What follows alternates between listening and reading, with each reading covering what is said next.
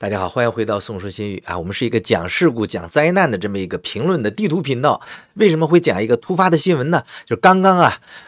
美思明治美国 Mins 这么公司的5名员工呢，在北京被逮捕这是被绝大多数人都解读为在昨天美国国会羞辱了 TikTok 的总裁 CEO 之后呢，中国采取的报复我们之所以讲一讲这个呢，我们是认为这可能是一起中美关系上的一场灾难这也属于灾难，属于事故，所以我们就讲一讲这是美国国会。那昨天呢其实就是刚刚过去在6个小时的听证会之后TikTok 被美国的国会议员们驳的是体无完肤看起来这个 CEO 也很受委屈。我6个小时没看完，我看了断断续续的。我本来想做一个 reaction 我看他的脸的囧的反应。另外呢，想做一期一个生长在海外的华人青年如何被培养成爱党爱国的本来是想讲这么个故事，现在突然有个消息，中国开始报复了没有人认为这不是报复。一个大家都不太了解的叫美国美思明治咨询公司在北京的总部遭到搜查，突然搜查逮捕了5名员工。我们看一下这个美思明治在中国的办公室在哪？就在北三环环球世贸中心，很多朋友可能都去过这个地方。我们看一下这个环球世贸中心实际的位置，这就是北三环，这实际上是安贞桥我们看一下街景吧。就这个楼，很多朋友可能都见过这个楼是吧？远处就是安贞桥、安贞大厦就在这个楼，它的美思明治这家公司的北京办事处遭到搜查，这是它的官网这家公司是做什么的呢？是做这个企业尽职调查的就是美国企业尽职调查顾问公司美思明治集团，很出名的 Mins 那么他的5名员工呢，在北京遭到突然的拘留并且带到了外地，也没有收到正式的法律文件通知。美思明治说呢，他们北京办事处业务已经关闭了被捕的5个人呢都是中国公民那么事前没有收到任何搜索的这个通知，也没有收到任何有关正式案件的法律通知。简单说呢，就是这么突然就来了。其实突然嘛，这个在 TikTok 国会这个问政之后一切都变得不突然了。那么美思明治它的这个官网可以看到它在全球有18个办事处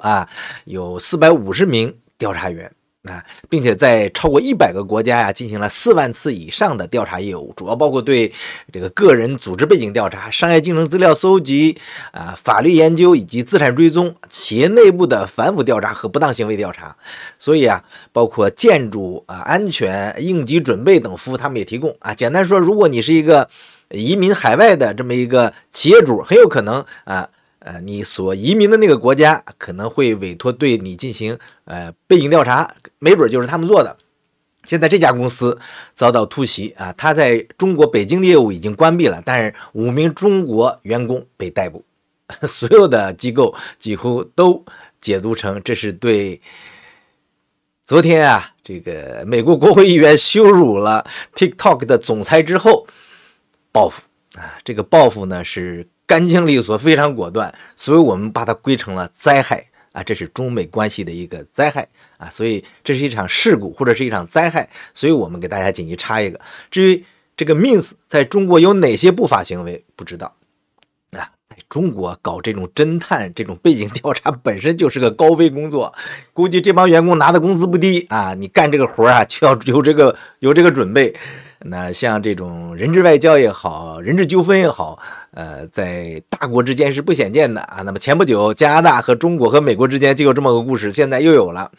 当然不是美国扣留了 TikTok 的总裁，而是说针对美国国会老爷们羞辱 TikTok 的那位是姓周的总裁进行了一场及时的果断的让人瞠目结舌的报复那当然这是不是就意味着撕破脸呢？不好说这种事情就是所谓的黑天鹅也好，什么灰犀牛也好，就是一种突发事件，它甚至比一场有规模有准备的战争来得更突然。大家想想当年那位什么公主事件造成多大的影响是吧？所以这一次外企也不容易中国企业出去也是外企，外国企业到中国也是外企，你们都是人质好的，关于 Mins 集团被中国大陆突袭以及这个